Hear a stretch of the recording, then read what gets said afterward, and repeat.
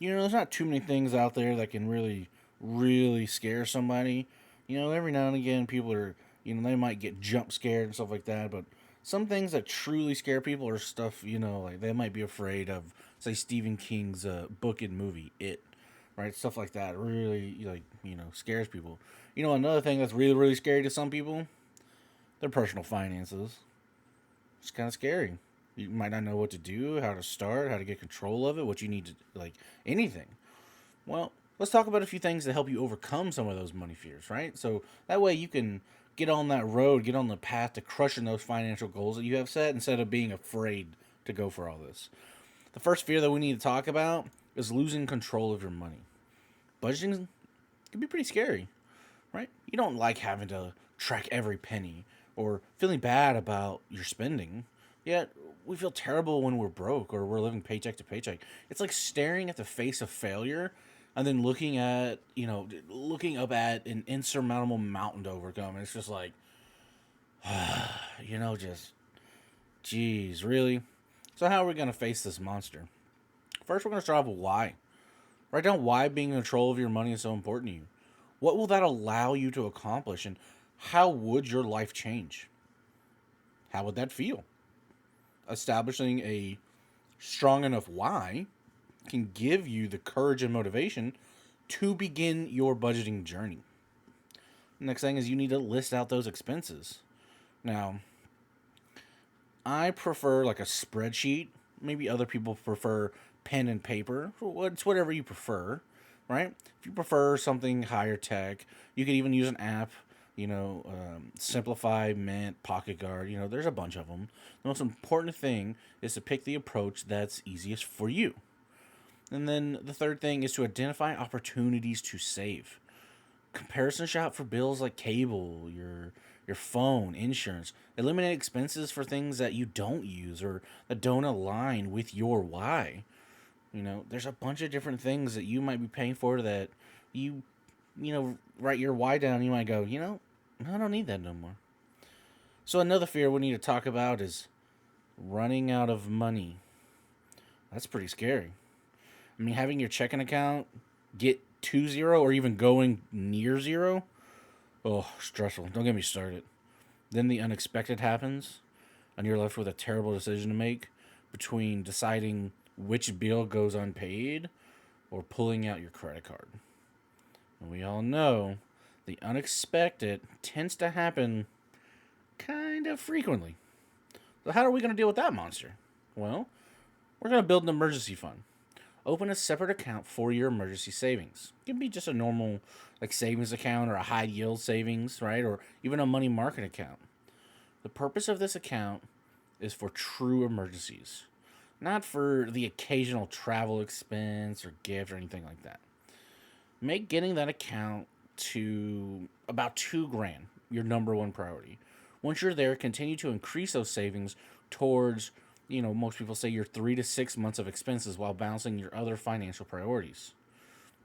Next thing we're going to do is budget for occasional expenses. So if you want to be successful with your budgeting, you'll need to set aside money for occasional expenses. As an example, if you spend $2,000 a year on travel and $1,000 a year on gifts or birthdays, you can set aside money for these expenses in advance.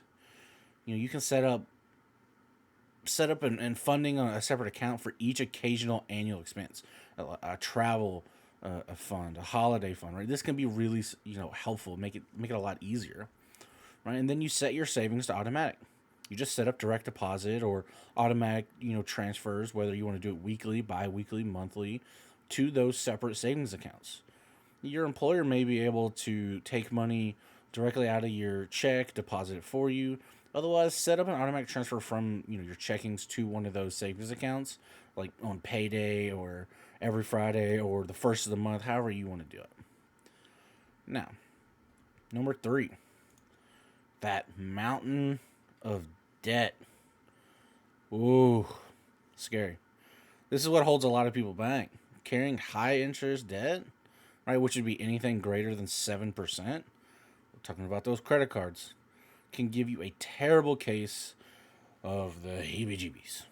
And the longer you wait to address it, the worse the catastrophe waiting for you becomes. Making your move now will save you time, money, and debilitating stress that can negatively impact your life.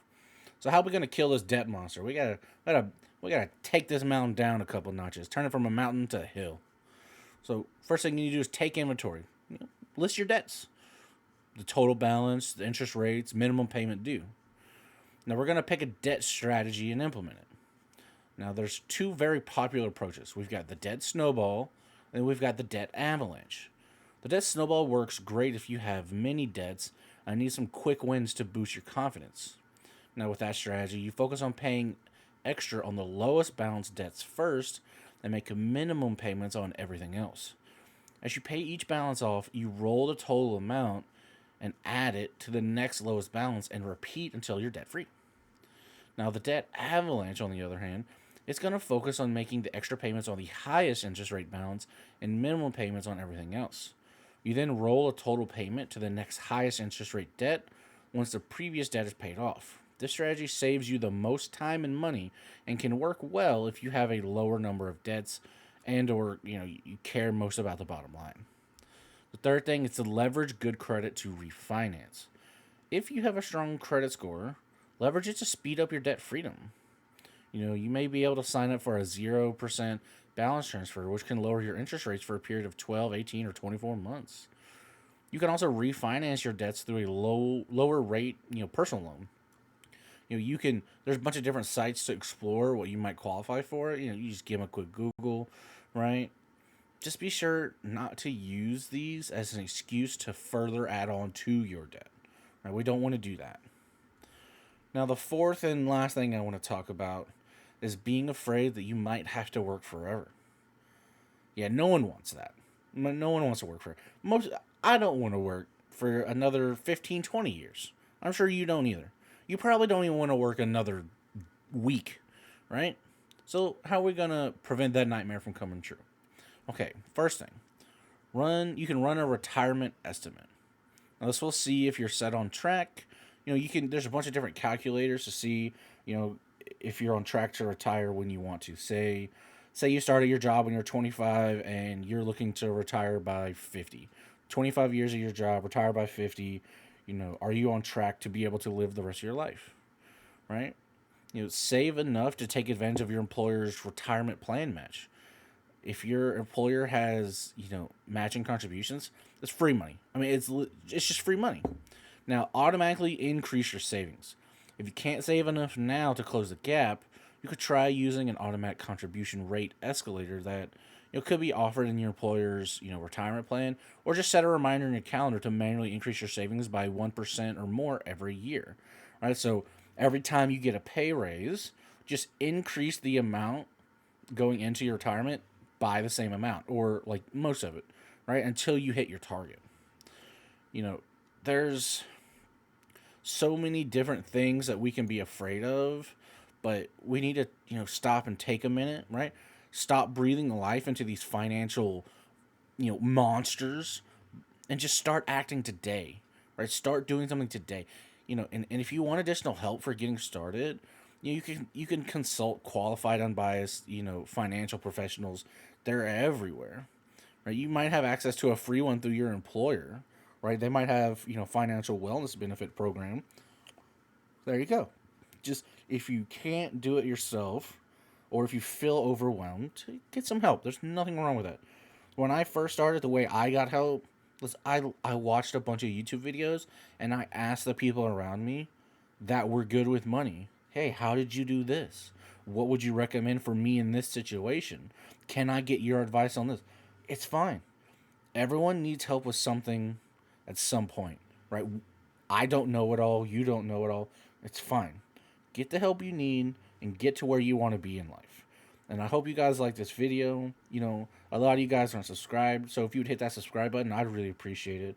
And the best thing you can do for these videos is hit that like button. So go ahead, smash that thumbs up button for me if you don't mind.